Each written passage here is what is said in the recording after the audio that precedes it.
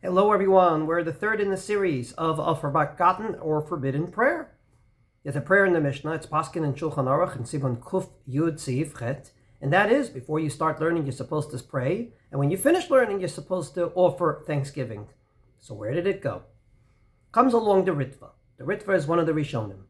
And he says that, with due respect, this is not the halacha. Namely, there is no obligation to say this prayer. But rather, if you would like to say a prayer before you start to learn, then this is the appropriate prayer to say. From this perspective, based on the Ritva, says the Chidah, Rav Chaim Yosef David Azulai, that this is probably the reason why in the Gemara, Rav Nechonyah ben Hakana explained his prayer to his Talmidim only after he said it. If it was an obligation, he would have explained it beforehand, and then they would have said it together. But what did he do? He went ahead and first said it, and then he explained what he did. Namely, it's an option, not an obligation. His students looked at him saying, "Hey, what are you doing, Rebbe?" And then he explained what he did. But it's not an obligation, but rather an option. I would like to suggest that if this is true, it might actually be something that we should consider.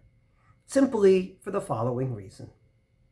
Many people out there think that learning Torah is totally an intellectual experience. What they don't know is that there's nothing like the Torah, and it's not an intellectual experience. It's actually learning the Word of God and having your brain connect to God.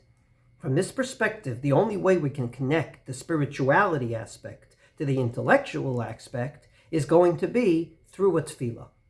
Because if not, it's no different than reading a newspaper article or any other scholarly article. If you want to make it into a spiritual experience, I would suggest to say this prayer, to say it before you start learning, and I believe it will then elevate your intellectual experience into a spiritual one.